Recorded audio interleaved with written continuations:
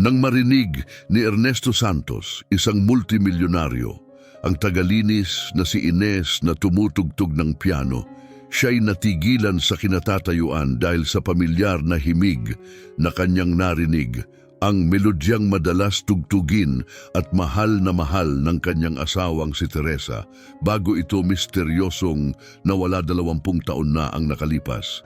Si Ernesto, isang higante sa larangan ng real estate, ay nalibing sa karangyaan ng kanyang pamumuhay at sa walang tigil na pangangailangan ng kanyang negosyo.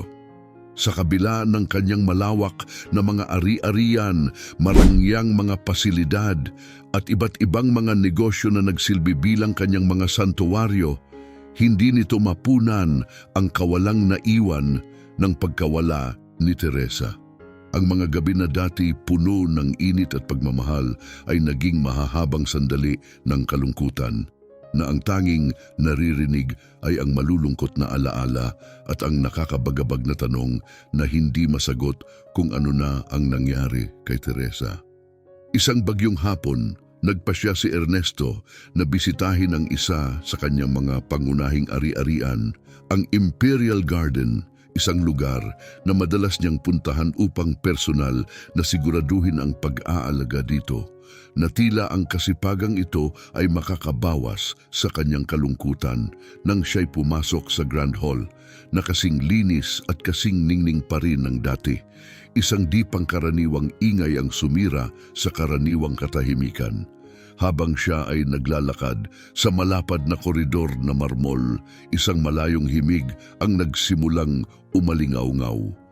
Biglang huminto si Ernesto, tila surreal ang musika, ngunit ito'y kakilala na kakilala niya. Hindi ito maaaring mangyari, ngunit sigurado siya, ito ang melodyang madalas tugtugin ni Teresa. Ang kanilang kanta, isang lubos na personal na komposisyon na alam lang nilang dalawa. Habang malakas ang tibok ng kanyang puso at may bumubuong kirot sa kanyang lalamunan, inakala muna ni Ernesto na siya'y naghahalucinate. Gayunpaman, dahil sa kagilagilalas na tunog na tila nagmumula sa mga lugar ng serbisyo, sinundan niya ang tunog. Ang kanyang mga hakbang ay umalingaw-ngaw sa katahimikan ng hotel habang siya ay naglalakad patungo sa kusina. Sa isang napabayaang sulok, natuklasan niya ang isang matanda ngunit marangal pa rin na grand piano. Nakaupo sa harap nito si Ines, ang tagalinis. Doon, ang kanyang mga daliri ay malayang gumagalaw sa mga teklado ng piano. Tinutugtog niya ang kanilang kanta na tila ba'y likas na likas sa kanya.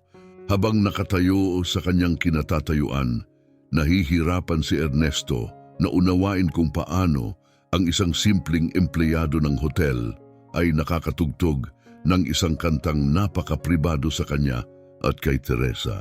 Ang kanyang isipan ay puno ng mga tanong at isang malalim na pighati ang bumalot sa kanya. Paano mo natutunang tugtugin ang kantang iyan? Sa wakas ay naitanong niya, ang kanyang boses ay mahina at puno ng mga damdaming matagal na niyang iniipon. Nagulat si Ines. Tumigil sa pagtugtog at hinarap siya, namumula ang kanyang mga pisngi sa hiya nang mapagtanto niyang siya'y nahuli. "Paumanhin G. Santos," bulong niya, iniiwasan ang kanyang tingin. "Hindi ko alam na bawal tumugtog ng piano dito. Tinugtog ko lang ito dahil nagdudulot ito ng alaala ng isang bagay mula sa aking nakaraan." Lumapit si Ernesto, ang kanyang boses ay paos. "San mo natutunan ang melodiya na iyan?" Iginiit niya, nakatitig ng mabuti sa kanya, hindi maitago ang pagkamangha. Kitang-kita ang pagkailang ni Ines, ngunit kibit-balikat lang siya. "Ang nanay ko ang tumutugtog niyan noong bata pa ako. Bagamat bahagya ko na siyang naaalala," paliwanag ni Ines, may bakas ng kalungkutan sa kanyang boses. "Nagbibigay ito sa akin ng pakiramdam na malapit ako sa kanya kahit matagal na akong hiwalay sa aking pamilya." Isang joltang naramdaman ni Ernesto sa kanyang puso. Paano nalaman ni Ines, isang simpleng tagalinis, ang partikular na melodyang iyon na inilaan lamang ni Teresa para sa kanilang mga pribadong sandali? Maaring ito'y tsamba lang o marahil may mas malalim na koneksyon sa pagitan nila. Sanay sa isang buhay na pinamamahalaan ng lohika at kontrol, nahanap ni Ernesto ang pamilyar na tunog na tumatagos sa mga depensang maingat niyang itinayo sa loob ng mga dekada. May masasabi ka pa ba tungkol sa iyong ina? Tanong ni Ernesto, mas matigas ang tono. Nag-aatubili si Ines, nag-aalangan sa pagbabahagi ng higit pa. Hindi talaga, G. Santos. Iniwan ako sa ampunan nung bata pa ako. Malabo na ang aking mga alaala sa kanya, maliban sa melodiya na iyon. Ang sagot niya ay tumama kay Ernesto na parang isang paghahayag, mga koneksyon ng musika, pag-iwan at nakatagong mga nakaraan. Bigla itong lumitaw hindi bilang pagkakataon, kundi parang isang piraso ng palaisipan na akma sa lugar. Nagpapaliyab ng kuryosidad sa kanya, isang pagnanasa para sa mga sagot na matagal nang natutulog. Napansin ang lumalalim na katahimikan. Tumayo si Ines mula sa bangko ng piano. Ang kanyang boses ay mahina sa paghingi ng tawad. Talagang paumanhin. Hindi ko intensyon na magdulot ng anumang pagkabalisa. Hindi iyon, mabilis na sabi ni Ernesto habang nag-uunahan ang kanyang mga isip. Kailangan kong malaman pa ang tungkol sa iyong pinagmulan. Pwede ka bang magbahagi pa sa akin? Nabigla si Ines sa matinding interes ng kanyang amo sa kanyang personal na kasaysayan. Nag-pause siya, ngunit may bagay sa taimtim na tingin ni Ernesto na nagtulak sa kanya upang tumango sa pagsang-ayon. Kung iyan ang nais mo, G. Santos, sige. Hindi sigurado si Ernesto kung anong mga paghahayag ang maaaring lumitaw, ngunit isa lang ang tiyak niya. Ang melodyang ito ay muling nag-udyok ng isang lungkot na inakala niyang matagal nang nailibing. Sa misteryosong paraan, si Ines ngayon ang nasa gitna ng paglutas ng katotohanan sa likod ng mga pangyayari 20 taon na ang nakalipas. Nang gabing iyon, si Ernesto Santos ay hindi mapakali, binabagabag ng himig na tinugtog ni Ines na tila nagpapalutang ng mga matagal nang nakabaong alaala. Hindi makapagpatuloy sa paghiga sa dilim ng kanyang silid, siya ay maagang bumangon. Ang kakaibang insidente sa hotel ay hindi niya basta maituturing na isang pagkakataon lamang.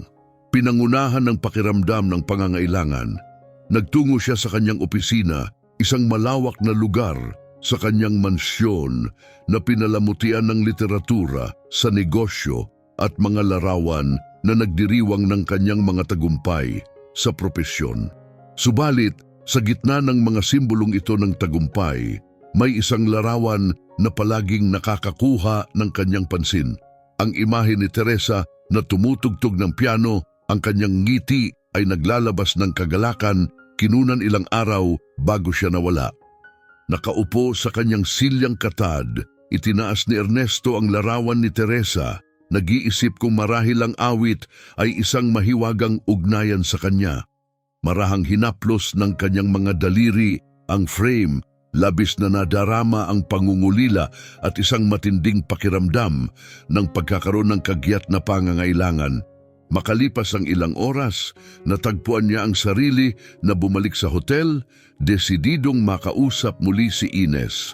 Ngayon ay wala ng ulap ng unang pagkabigla. Nais niyang higit na malaman ang tungkol sa kanyang pinagmulan. Pagpasok niya sa lugar ng serbisyo, nakita niya si Ines na naglilinis ng isang pasilyo.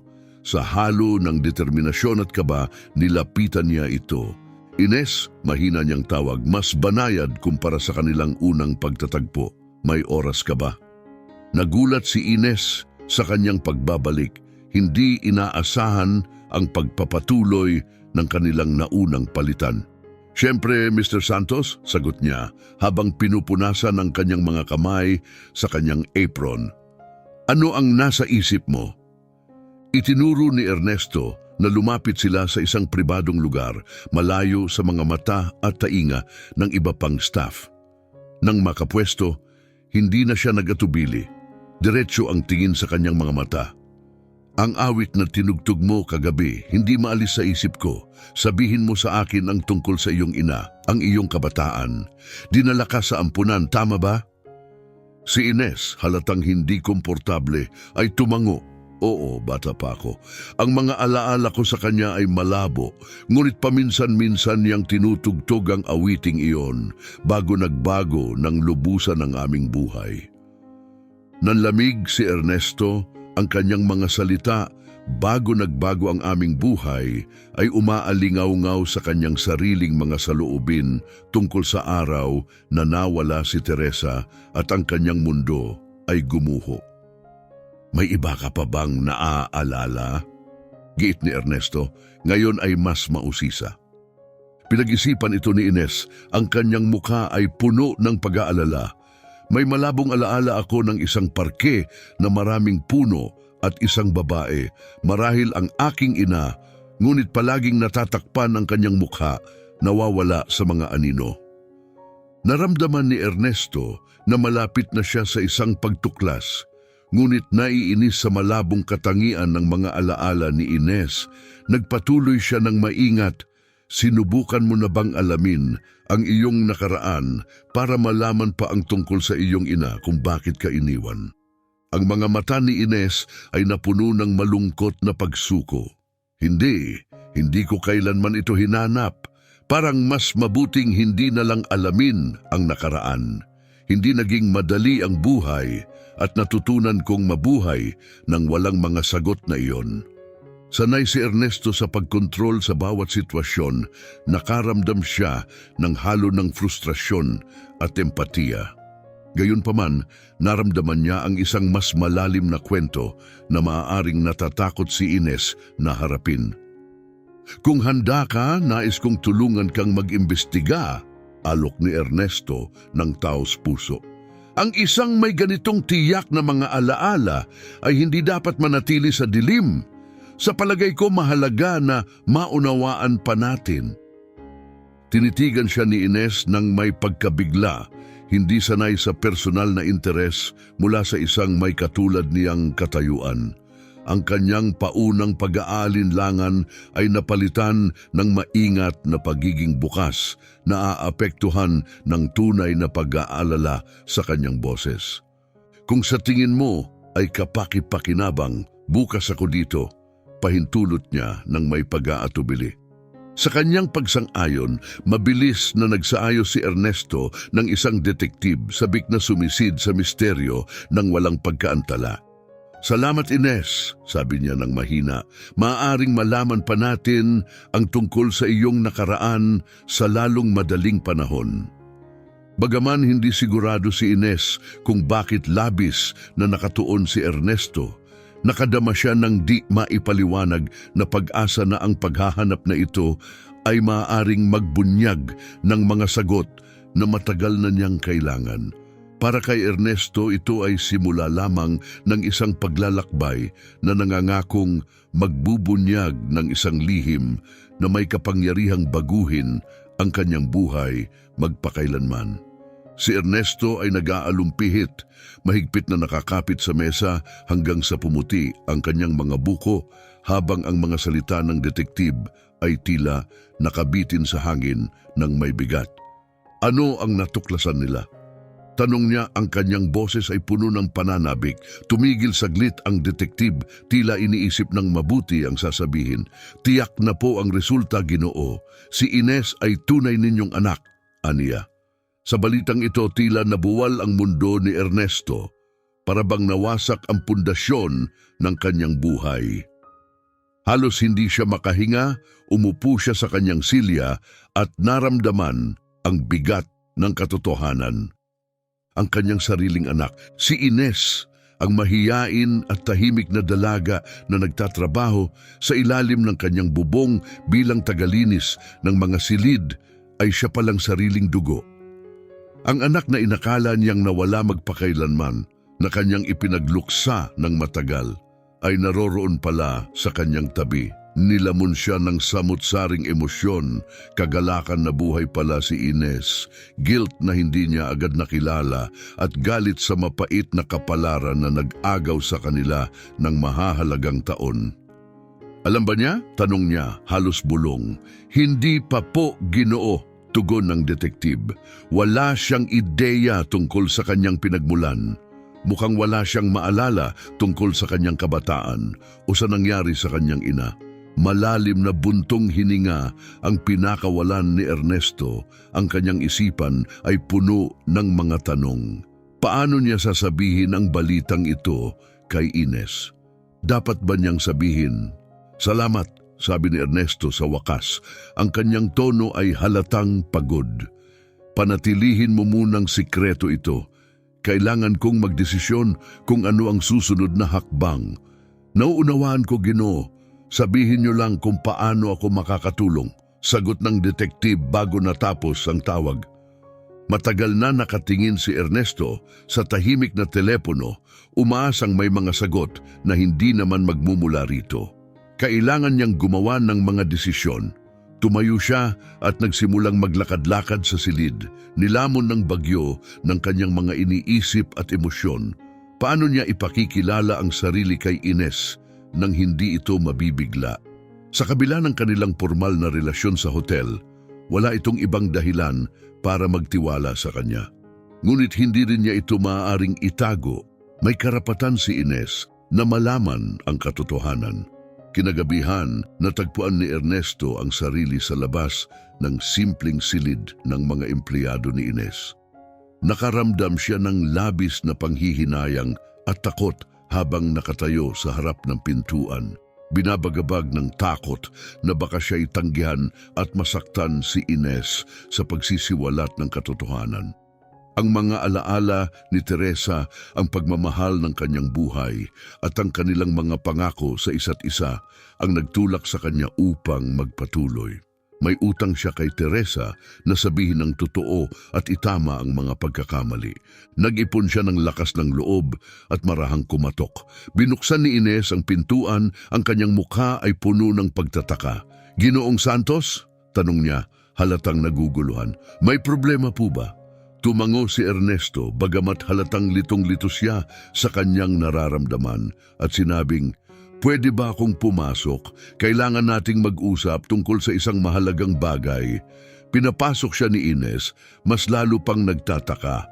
Pagpasok, naupo si Ernesto sa simpleng silya habang si Ines ay nakatayo sa gilid ng kama, halatang kinakabahan. "Ano pong nangyayari?" tanong niya nang may alinlangan. Malalim na huminga si Ernesto na pagtanto niyang sa lahat ng kanyang karanasan, wala siyang sapat na paghahanda para sa sandaling ito. "Ines," simulan niya ng banayad, "may isang bagay akong mahalagang sasabihin sa iyo tungkol sa iyong nakaraan. Isang bagay na magbabago sa lahat." Nanlaki ang mga mata ni Ines, tila natatakot sa maaaring marinig. "Ano po ang ibig ninyong sabihin?" bulong niya. Ang tingin ni Ernesto ay puno ng awa, ngunit may kasamang kirot na hindi maintindihan ni Ines. "Nag-imbestiga ako tungkol sa iyong pinagmulan upang matulungan kang mahanap ang iyong pamilya at may natuklasan akong nakakagulat, ikaw ay anak ko." Napuno ng katahimikan ng silid, mabigat na parang bigla ang ulan. "Anak niyo?" ulit ni Ines. Ang mga salita ay tila banyaga sa kanyang labi. "Oo," tugon ni Ernesto. Ang emosyon ay halatang gumapang sa kanyang boses. "Kinuha ka mula sa iyong ina at sa akin nung ikaw ay napakabata pa. Hindi ko alam ang iyong kinahinatnan at inakala kong wala ka na. Pero ngayon, alam ko na ang katotohanan." Tinakpan ni Ines ang kanyang mukha, pilit pinipigil ang kanyang magulong paghinga habang iniintindi ang hindi maubos maisip na balita. Binigyan siya ni Ernesto ng espasyo, tahimik na nakaupo. Matapos ang mahabang sandali ng tensyon, tumingin si Ines, isang halo ng pagdududa at sakit sa kanyang mga mata. "Kung totoo ito, bakit niyo po ngayon lang sinabi sa akin?" tanong niya nang nanginginig. "Dahil ngayon ko lang rin nalaman," paliwanag ni Ernesto ng taos-puso. May karapatan kang malaman kung sino ka at saan ka nagmula. Patawad sa lahat ng iyong pinagdaanan at kung kaya ko lamang baguhin ang nakaraan, gagawin ko. Ang kaya ko na lang gawin ngayon ay subukang itama ang lahat. Tahimik na nanatili si Ines. Ang kanyang damdamin ay isang buhawi ng kalituhan at kalungkutan. Tumayo si Ernesto na pagtanto niyang kailangan niyang bigyan si Ines ng panahon para makapag-isip. Kunin mo ang lahat ng oras na kailangan mo, sabi niya ng may banayad na tono. Nandito ako kung kailan ka handang mag-usap. Pagkatapos ay lumabas siya, mahinang isinara ang pintuan, iniwan si Ines upang harapin ang kanyang bagong realidad sa gitna ng mga magulong kaisipan. Tahimik na nakaupo si Ines, hinihigop ang bawat salita na parang sinusubukang buuin ang isang palaisipan na nagkalat sa kabuuan ng kanyang buhay. Ang mababaw niyang paghinga at nanginginig na mga kamay ay nagbigay diin sa bigat ng revelasyon. Palagi niyang nararamdaman ang isang puwang, isang nawawalang kabanata sa kwento ng kanyang buhay, ngunit hindi kailanman niya inakalang ganito kadramatiko ang liko ng kwento, na ang kanyang ina ay dinukot at ang kanyang ama ay walang kaalam-alam na malapit sa kanya sa lahat ng mga taong ito.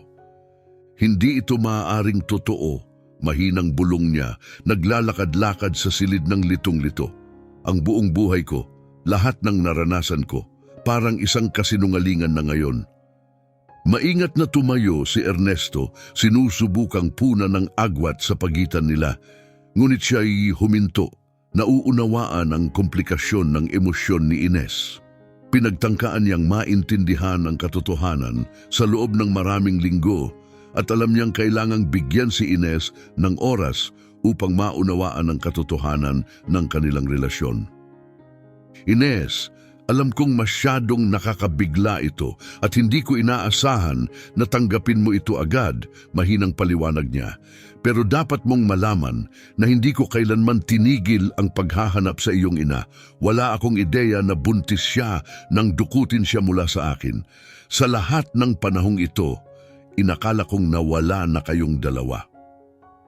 Nagsimulang tumulo ang luha sa pisngi ni Ines habang hinarap niya si Ernesto. Ang konsepto ng pagkakaroon ng mga magulang ay banyaga sa kanya. Lumaki siyang pakiramdam na parang palutang-lutang. Walang pamilyang masasandalan. Ngayon, ang matuklasang ang kanyang amo, isang lalaking halos wala siyang alam tungkol sa kanya, ay ang kanyang ama. Masyado itong mabigat upang kayanin ng sabay-sabay. Kailangan ko ng oras, sabi niya, nanginginig ang boses sa bigat ng damdamin. Hindi ko alam kung paano ko ito maipoproseso. Tumango si Ernesto, tinatanggap ang pangangailangan niyang mag-isip-isip. Naiintindihan niyang hindi niya maaaring pilitin si Ines na tanggapin ang bagong realidad na ito. Kunin mo ang lahat ng oras na kailangan mo. Nandito lang ako. Anumang oras na handa ka, aniya. Lumabas si Ines ng opisina nang walang ibang sinabi, tumitibok ang kanyang puso at gulong-gulo ang isip sa dami ng tanong na hindi nasagot. Pinanood siya ni Ernesto habang papalayo. Nakakaramdam ng halo-halong damdamin, ginhawa sa pag-amin ng katotohanan at pangamba para sa hinaharap. Alam niyang ang pinakamahirap na bahagi ay ang paghihintay na maproseso ni Ines ang lahat at magpasya kung paano haharapin ang sitwasyon. Habang gumagala si Ines sa mga pasilyo ng hotel, dama niya ang bigat ng kanyang bagong tuklas na nakaraan. Ano ang dapat niyang gawin sa ganitong impormasyon? Ang kanyang buhay ay nabago ng hindi mababawi sa loob ng isang usapan. Naglalakad siya ng walang direksyon, nag-aapuhap ng sagot. Paano niya mapagkakasundo ang imahe ng makapangyarihang lalaking kanyang amo sa pagiging ama na hindi niya kailanman nalaman na mayroon siya? At ang kanyang ina, isang anino sa kanyang mga alaala, ay ngayoy naging isang babaeng may malungkot na kapalaran. Lumipas ang mga araw habang si Ines ay patuloy na nakikipagbuno sa kanyang bagong realidad. Sa gabi, lumilitaw ang mga hindi maipaliwanag na piraso ng kanyang kabataan sa kanyang mga panaginip. Mga putol-putol na alaala ng isang melodiya na minsang tinugtog ng kanyang ina. Isang melodiya na hindi sinasadyang nagdala sa kanya sa pagkakabunyag ng kanyang tunay na pinagmulan. Ngunit ang mukha ng kanyang ina ay nananatiling malabo. Sa labis na pagnanais na makakuha ng linaw, nagpasya si Ines na bumisita sa ampunang kinalakihan niya, umaasang matuklasan pa ang tungkol sa kanyang nakaraan. Ang gusali ay tila mas maliit kaysa sa kanyang naaalala, ngunit agad na pamilyar. Ang mga eko ng mga tawanan noong kanyang kabataan ay parang multo na sumasalubong sa kanya sa bakanting bakuran. Nagpapaalala sa kanya ng kalungkutan na bumalot sa kanyang kabataan. Sa loob, sinalubong siya ng may init ni Ginang Anita, isang tagapag-alaga na nakakakilala sa kanya noong bata pa siya.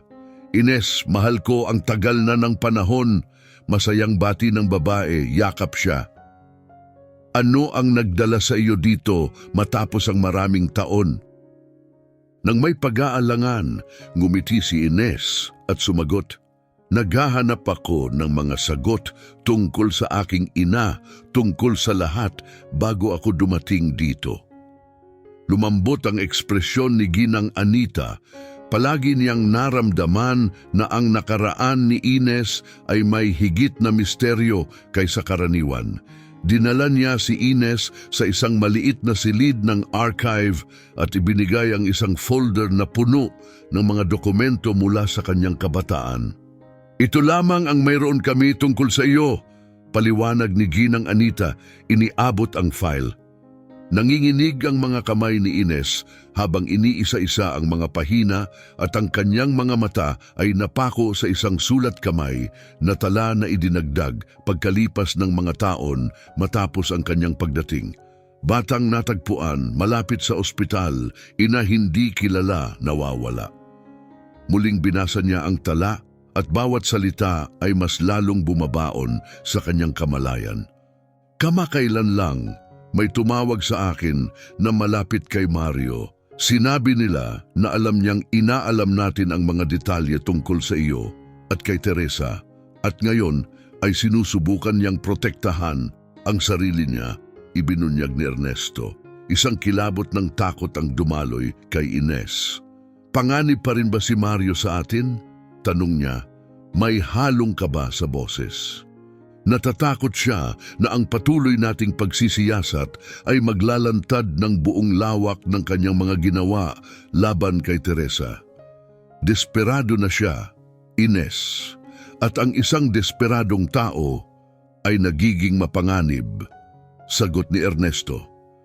Tumayo si Ines mula sa kanyang upuan, puno ng nag-aalab na galit. Hindi niya matanggap na ang lalaking ito ay patuloy na gumugulo sa kanyang buhay.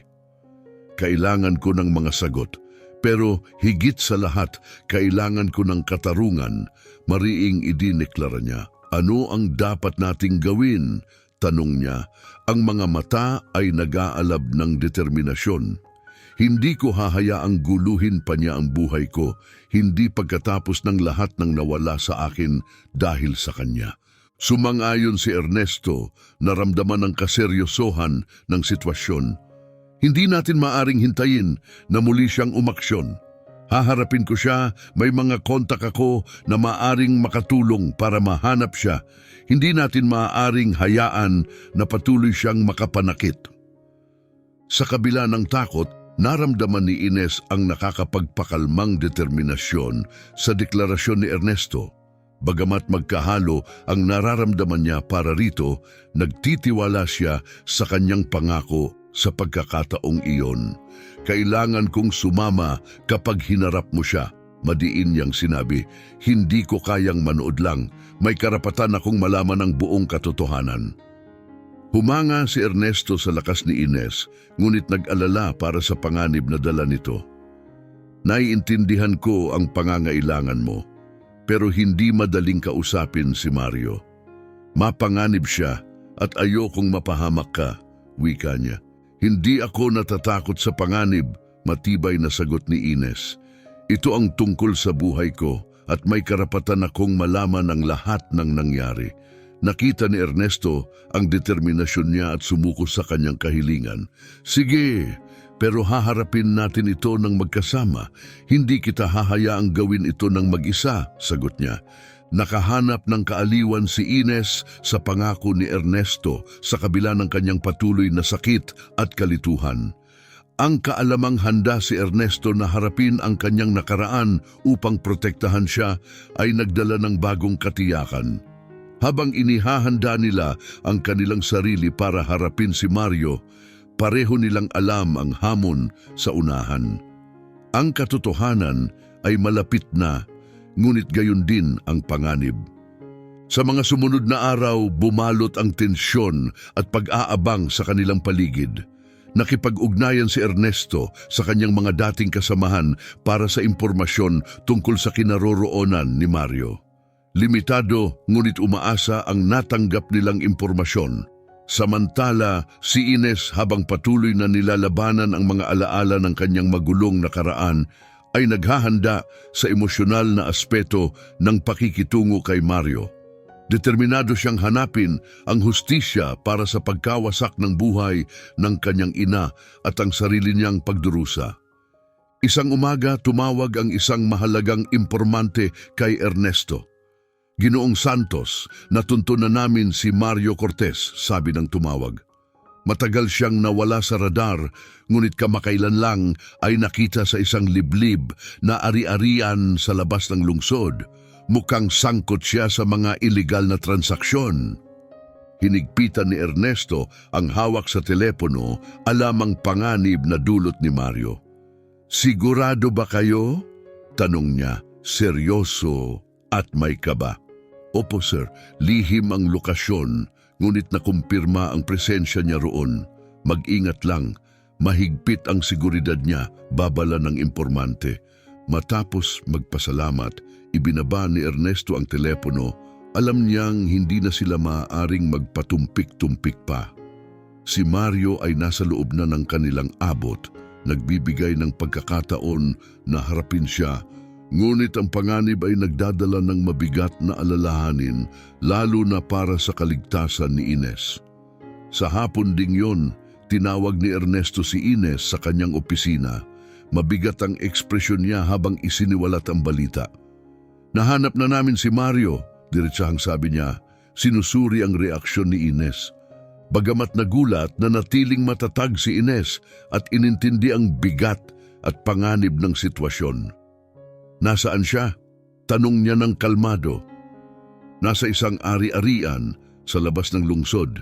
Mahigpit ang seguridad at malamang nasangkot sa mga iligal na gawain. Mahirap siyang lapitan, pero ito na ang pagkakataon natin upang alamin ang katotohanan. Huminga ng malalim si Ines.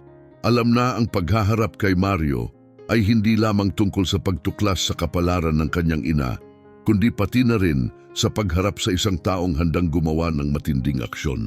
Gayunpaman, hindi matinag ang kanyang determinasyon. Sasama ako sa iyo, mariin niyang sinabi. Hindi ko kayang maghintay lamang habang hinaharap mo siya.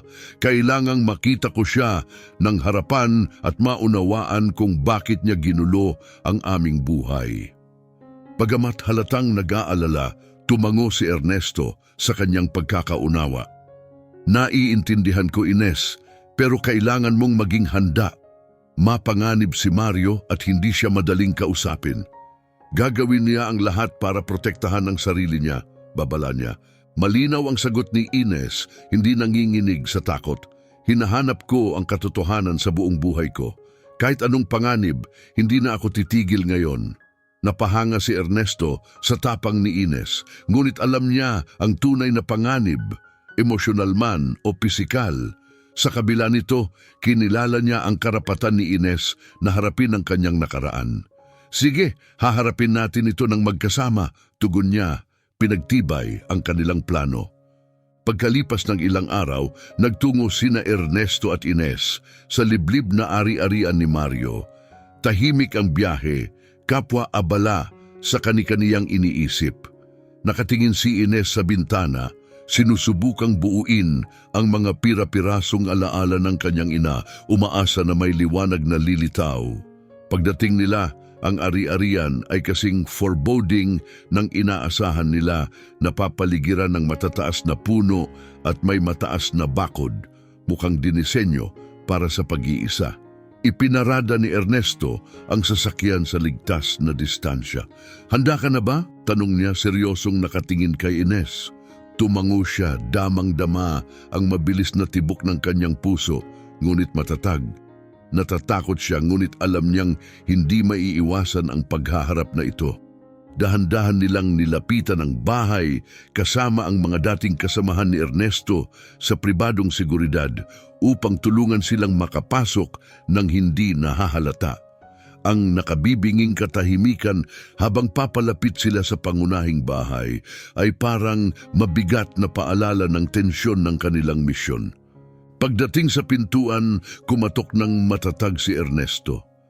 May tensyon sa paghihintay hanggang sa unti-unting bumukas ang pinto. Inilantad ang isang matikas na gwardyang tumingin sa kanila nang may matinding paghihinala. "Anong kailangan niyo rito?" tanong nito ng magaspang. "Kailangan naming makausap si Mario Cortez," sabi ni Ernesto ng may autoridad. "Sabihin mo sa kanya na narito si Ernesto Santos at mahalaga ito." Tiningnan sila ng gwardya, ngunit sa huli tumango at pumasok upang iparating ang mensahe. Habang naghihintay, narating ni Ines ang rurok ng kanyang kaba. Nagmamadali ang kanyang isipan sa mga tanong tungkol sa kapalaran ng kanyang ina at ang mga motibo ni Mario. Matapos ang tila napakahabang oras, lumitaw si Mario sa pintuan. Ang kanyang presensya ay makapangyarihan, ang kanyang ngiti ay malamig at puno ng panunuya. "Ernesto, matagal na rin," bati niya, may halong puot ang boses. Inilipat niya ang tingin kay Ines, nababasa ang magkahalong damdamin nito, at nagdala ka pa ng kasama. "Alam mo kung bakit kami narito, Mario?" Unahan ni Ernesto, handang makipagsagutan. "Gusto kong malaman ang totoo tungkol kay Teresa at kung bakit mo iniwan ang anak ko upang magdusa." Tumawa si Mario ng malamig, puno ng panunuya. "Si Teresa ay bahagi lang ng laro namin at ang anak mo," tumitig siya kay Ines ng may pangaalipusta, "hindi dapat kailanman nagkaroon ng lugar sa mundo." Halos bumagsak ang pakiramdam ni Ines mula sa kanyang mga salita, parang gumuho ang lupa sa ilalim niya. Si Ernesto, pinapatakbo ng galit at pagprotekta, ay nagpatuloy. "Gusto namin ang buong kwento, Mario. Tigilan mo na ang mga laro. Sabihin mo sa amin ang lahat, ang ginawa mo kay Teresa, kung paano mo winasak ang mga buhay namin, panahon na para sa katotohanan." Ngumisi si Mario, nakataas ang mga kamay sa pagkukwento. "Ang totoo, ano ang magagawa nito? Si Teresa ay walang iba kundi kasangkapan para sa akin, at ikaw," tumingin siya kay Ernesto, "ay sobrang bulag para makita ang katotohanan." Sa kabila ng emosyonal na unos, nahanap ni Ines ang kanyang boses, mabigat sa sakit, ngunit hinihimok ng pangangailangan para sa sagot. "Ano ang ginawa mo sa aking ina? Bakit? Ipaliwanag mo ang sarili mo," mariin niyang tanong. Ang tingin ni Mario ay nagyayelo nang sumagot siya. "Ang iyong ina ay isang pawn lamang sa aking paghihiganti laban kay Ernesto. Kinuha ko siya upang sirain siya at nagtagumpay ako. Hindi ba't hindi mo na ibalik ang iyong sarili mula noon, Ernesto?" Ang mapanirang ngiti niya ay nakatuon kay Ernesto, ngunit damang-dama ito ni Ines. Ang masakit na mga revelasyon ay nagpaikot ng bagyong emosyon kay Ines. Ang kanyang determinasyon ay nahaluan ng lungkot at galit. Ang paghaharap na ito ay simula pa lamang ng kanilang laban para sa katotohanan at katarungan. Nagbago ang lahat para kay Ines nang mawala ang kanyang ina. Musika tumindi. Nasaan siya? Ano talaga ang nangyari sa kanya? Habang ang karaniwang mapanuyang ngiti ni Mario ay naglaho, pinalitan ito ng mas malalim at mas nakakatakot na anino sa kanyang mga mata. Si Teresa, sa kasamaang palad, ang iyong ina ay pumanaw matapos kang ipanganak. Huminto siya. Tila hinayaan munang lumubog ang kanyang sinabi. Mahina siya. Ang panganganak ay puno ng komplikasyon. Nang madala ko siya sa ospital, wala na silang magawa. Nang hina ang mga tuhod ni Ines, nang tumama ang mapait na katotohanan, namatay ang kanyang ina nang mag-isa matapos ipanganak siya habang nakakulong. Tumulo ang luha sa kanyang mukha, hindi lamang mula sa lungkot, kundi mula rin sa galit na namumuo sa loob niya. Pinabayaan mo lang ba siyang mamatay? Tanong ni Ines, ang boses niya'y halong pagkabigla at galit. Dinukot mo ba siya? Pinilit siyang magtiis, tapos iiwan mo lang siya sa ospital? Nanatiling walang pakiramdam ang ekspresyon ni Mario. Wala na siyang silbi sa akin. Ang mahalaga ay magdusa si Ernesto at natupad niya ang layuning iyon. Hindi na napigilan ni Ernesto ang kanyang galit, hinablot niya si Mario sa kwelyo. Sumpain ka, Mario! Sigaw niya, nanginginig habang iniuga si Mario. Kinuha mo ang lahat sa akin, si Teresa, ang anak ko. Sa kabila ng matinding galit ni Ernesto, nanatili si Mario na walang takot. Walang silbi ang pagsisisi, Ernesto, malamig niyang sagot. Nawala na sa iyo ang lahat ng iyong pinahalagahan at ako ang nagtagumpay. Hindi na kinaya ni Ines na magpigil. Wala kang napanalunan, mariin niyang sinabi. Kinuha mo ang aking ina sa akin, pero hindi mo kukunin ang aking kinabukasan. Hindi ko hahayaang kontrolin mo ang aming buhay. Pasimpleng inalis ni Mario ang pagkakahawak ni Ernesto at umatras. Inaayos ang kanyang kwelyo ng may paghamak. Ang kapalaran mo ay wala na sa iyong mga kamay, babae. Ako ang laging may kontrol. Ngunit bago pa niya maituloy ang kanyang sinasabi, isang malakas na kaguluhan ang umalingaw-ngaw sa labas ng ari-arian. Nagpalitan ng tingin sina Ernesto at Ines habang nagmadaling pumunta ang mga bantay ni Mario sa pinto. Biglang sumiklab ang kaguluhan at sumigaw ang mga bantay, "Nandito ang mga pulis!" sabi ng isa. "Kailangan nating tumakas ngayon." Nahuli nang hindi inaasahan, umatras si Mario at ang takot na pilit niyang itinatago ay naging malinaw. Kumuha ng hakbang si Ernesto upang tiyakin na ang hustisya ay tuluyan ng darating kay Mario. "Tapos na!" sigaw ni Ernesto. Wala ka ng matatakasan." Pinanood ni Ines na pagtatanto na dumating na ang sandali ng paghuhukom. Ang taong sumira sa kanyang buhay ay na-corner na ngayon at wala ng pagtakas. Ang hustisya, bagamat naantala, ay handa ng isagawa. Habang sinasakop ng mga pulis ang ari-arian, inaaresto ang mga tauhan ni Mario at sinisigurong ligtas ang lugar. Sinubukan ni Mario na lumaban, ngunit agad siyang nasupil at nilagyan ng posas. Binigyan niya sina Ernesto at Ines ng huling mapanirang tingin. "Hindi pa ito tapos," sigaw niya. "Ang mga konsekwensya ay laging darating." Si Ernesto, may nagniningas na determinasyon sa kanyang mga mata, ay hinarap siya sa huling pagkakataon. "Tapos na, Mario. Pagbabayaran mo ang iyong mga kasalanan at ngayon makakapagsimula na muli ang anak ko at ako." Si Ines, nanginginig pa rin mula sa nangyari, ay nakaramdam ng kaluwagan at lungkot. Ang pinagmumulan ng kanyang sakit ay nakaharap na ang hustisya, ngunit ang puwang na iniwan ng pagkawala ng kanyang ina ay nananatiling malalim. Tinitigan siya ni Ernesto nang may malasakit, alam ang kanilang pinagsasaluhang pagdurusa, ngunit umaasa na magkasama nilang matatagpuan ang kapayapaang hinahanap nila. "Umuwi na tayo," mahina niyang bulong. "Tapos na ito." Tumango si Ines at habang umaalis sila sa ari-arian ni Mario, napagtanto niya na ang katotohanan ay nalantad na. Bagamat nananatili ang sakit, mayroon na siyang pagkakataong magsimula muli kasama ang kanyang ama.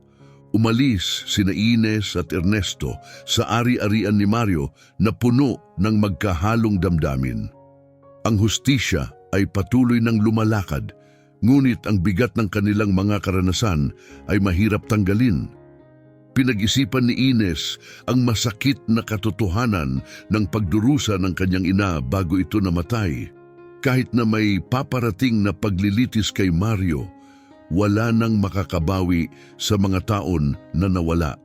Kinabukasan, nagising si Ines na parang isang bangungot ang lahat ng nangyari. Nakaupo sa kama sa bahagyang madilim na silid ng mansyon ni Ernesto, pinag-isipan niya ang kanyang pagbabagong mula sa isang simpleng empleyado ng hotel patungo sa pagiging anak ng isang kilalang tao.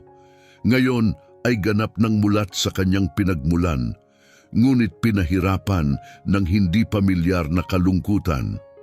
Habang nagbibihis, puno ang kanyang isip ng mga tanong tungkol sa kanyang hinaharap at kung paano magpapatuloy sa mga bagong natuklasan tungkol sa kanyang buhay.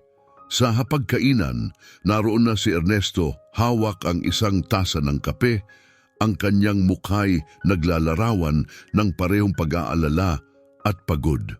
Alam niya ang bigat ng nakaraang araw kay Ines at bagamat nabawasan ang kanyang loob na nakakulong na si Mario, nauunawaan niyang kailangang maingat nilang ayusin ang kanilang relasyon. "Magandang umaga, Ines," bati niya nang may banayad ng ngiti. "Nakahanap ka ba ng pahinga?" Tumango si Ines at umupo sa tapat niya. Tinanggap ang kape na ibinuhos niya para sa kanya. Tahimik silang nakaupo ng ilang sandali. Parehong komportable sa presensya ng isa't isa na walang pagmamadaling punuin ng katahimikan. Sa wakas, si Ines ang bumasag sa katahimikan. "Itay," mahina niyang sabi, isang salitang hindi pa niya ginamit dati. Isang palatandaan ng bagong ugnayang nabuo sa pamamagitan ng kanilang pinagdaanan. Tumingala si Ernesto, halatang naantig sa tawag niya. "Oh, anak," sagot niya. Ang boses ay puno ng damdamin. "Ano ang bumabagabag sa iyo?" Napabuntong hininga ng malalim si Ines, inihayag ang kanyang nararamdaman. Ang malaman ang lahat kahapon ay napakabigat. Ang pinakamasakit ay ang pag-iisip na ang aking ina ay namatay ng mag-isa nang wala ako sa kanyang tabi. Huminto siya, ang kanyang mga mata ay nakatingin sa tasa. "Palagi akong may naramdamang puwang at ngayon naiintindihan ko na iyon ang kawalan niya." Tumango si Ernesto sa pakikiisa, labis na nauunawaan ang permanenteng sugat na iniwan ng pagkawala ni Teresa sa kanilang buhay. "Naiintindihan ko, Ines," mahina niyang sabi. "Wala akong masasabi na makakabawas sa iyong kalungkutan, pero sinisiguro ko sa iyo pararangalan natin ang kanyang alaala at hinding-hindi natin siya malilimutan." Ang kanilang pag-uusap ay isang mahalagang hakbang patungo sa pag-unawa at paggaling, ngunit biglang naputol ito ng pagring ng telepono ni Ernesto. Ang tumawag ay ang detektib na humahawak sa kaso ni Mario. May dala itong nakababahalang balita. "Ginoong Santos, may agarang balita ako," sabi ng detektib. "Nakatakas si Mario habang inililipat siya sa kulungan." Natigilan si Ernesto. Kumpiyansa siya na bumabawi na ang hustisya. "Paano nangyari ito?" tanong niya, halatang naiinis. Mukhang may tumulong sa kanya mula sa loob ng pulisya, paliwanag ng detektive. "Naghahanap na kami pero gusto ko kayong agad nasabihan, maaring maghiganti siya." Pagkatapos ibaba ang telepono, hinarap ni Ernesto si Ines na nakatingin sa kanya ng may halong takot at pangamba. "Ano ang nangyari?" tanong niya. "Nakatakas si Mario," payak niyang sagot. "Malaya siya at hindi natin alam ang susunod niyang gagawin." Naramdaman ni Ines ang malamig na takot na yumakap sa kanya. "Sa tingin mo ba pupunta siya sa atin?" tanong niya, nanginginig ang boses. "Hindi ako sigurado," sagot ni Ernesto, "pero magsasagawa ako ng mga hakbang. Palalakasin natin ang seguridad at sisiguraduhing ligtas ka." Habang inaayos ni Ernesto ang seguridad, pinag-isipan ni Ines ang mga posibleng panganib ng kalayaan ni Mario. Alam niyang mapaghiganti ito at natatakot sa maaring plano nito. Lumipas ang araw na puno ng tensyon habang naghihintay sila ng karagdagang balita. Sa gabi, kinumpirma ang kanilang pinakamasamang takot. Nakita si Mario malapit sa mansyon. Walang nasasayang na oras, naghanda si Ernesto upang protektahan ang kanilang tahanan at buhay. Hindi natin siya hahayaang talunin tayo, matibay niyang deklarasyon. Sa pagkakataong ito, titiyakin nating mapaparusahan siya. Si Ines, na pinalakas ng determinasyon ng kanyang ama at ng sarili niyang lakas, ay naghanda upang harapin ang anumang mangyari. Ang atmosfera sa mansyon ay puno ng tensyon. Bawat anino at tunog ay nagpapalaki sa kanilang kaba. Habang bumabalot ang gabi sa lungsod, sina Ines at Ernesto ay naghanda para sa nalalapit na sagupaan. Alam na malapit si Mario at ang huling paghaharap ay hindi na maiiwasan. Magkasama silang nakatayo, handang tapusin ang lahat ng nagsimula, maraming taon na ang nakalipas. Habang sinigurado ni Ernesto sa kanyang security team na walang pagkakamaling mangyayari sa kanilang huling laban.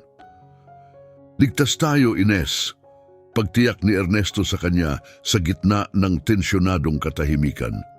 Hindi niya mababasag ang ating depensa nang hindi napipigilan. Sa kabila ng nakaaliw na salita ni Ernesto, balot si Ines ng takot, isang walang awang anino na sumusunod sa bawat niyang iniisip. Alam niyang walang hangganan ang determinasyon ni Mario. Ngayon ay mas desperado at mas mapanganib pa. Ang kanyang mga motibo ay personal at ang kanyang mga kilos ay hindi mahuhulaan. Ang mansyon ay pinatatag. Ang mga tauhan ng seguridad ay nagbabantay sa paligid habang ang lahat ng mga daanan ay mahigpit na sinigurado. Maingat na naghanda si Ernesto, ngunit ang hangin ay mabigat sa banta ng paparating na paghihiganti ni Mario. Habang lumalalim ang gabi, ang katahimikan ng mga pasilyo ng mansyon ay nagpalakas sa bawat kaunting tunog na nagdala kay Ines sa heightened alertness. Ang panlabas na kalmado ni Ernesto ay bahagya lamang na naitago ang pag-aalala sa kanyang mga mata, hindi lang para sa kaligtasan ni Ines, kundi para sa resolusyon na dala ng paghaharap na ito sa kanilang magulong nakaraan. Makalipas ang ilang sandali, may na-detect na galaw malapit sa mga lupa, dahilan para sila'y maghanda. Tumayo si Ernesto nang bigla. Ang ekspresyon ay tensyonado. Narito na siya, mahina niyang sinabi kay Ines na naramdaman ang bilis ng tibok ng kanyang puso, ngunit pinatatag ang loob para sa paparating. Ano ang plano natin? Tanong niya. Alam ang hindi maiiwasang sagupaan ay ilang sandali na lamang. Pipigilan natin siya bago pa siya makalapit. Sagot ni Ernesto, sinisikap panatilihin ang kalmado. Habang naghahanda ang security team para sa pagdating ni Mario, isang hindi inaasahang balita ang dumating. Isa sa mga guwardiya ang nagmadaling pumasok, hinihingal habang dala ang agarang impormasyon. Ginoong Santos, may problema? Aniya nang nag-aapura. Hindi nag-iisa si Mario. Kumunot ang noo ni Ernesto, agad na nauunawaan ang bigat ng sitwasyon. Ano ang ibig mong sabihin? Tanong niya, ang boses ay nananatiling matatag. May dala siyang mga kasama, hindi siya nag-iisa. Kumuha siya ng mga mersenaryo upang pilitin ang pagpasok, pagbubunyag ng guwardiya. Isang alon ng pangamba ang dumaloy kay Ines nang biglang tumaas ang panganib. Hindi na lamang nila kalaban ang isang desperadong tao, kundi isang mahusay na armadong grupo. Lumapit si Ernesto kay Ines, mahigpit na hinawakan ang kanyang mga kamay. Poprotektahan kita, matatag niyang sinabi. Anuman ang mangyari, hindi kanya masasaktan. Sa kabila ng resolusyon ng kanyang ama, naramdaman ni Ines ang lakas ng loob na bumangon mula sa kanyang takot, kahit alam niyang kaharap nila ang hindi pangkaraniwang banta. Habang ang tensyonadong minuto ay tila nagiging isang walang katapusang paghihintay, narinig nila ang malinaw na mga tunog ng papalapit na grupo. Sa wakas, dumating si Mario sa pangunahing pasukan kasama ang kanyang mga tauhan. Ang kanyang presensya, kasing nakakatakot gaya ng dati, ay nagdala ng pangako ng paghihiganti. "Ernesto!" sigaw ni Mario mula sa pintuan. "Hindi pa ito tapos! Lumabas ka at harapin ako!"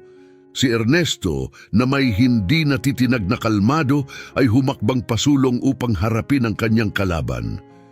"Dito na nagtatapos ito, Mario."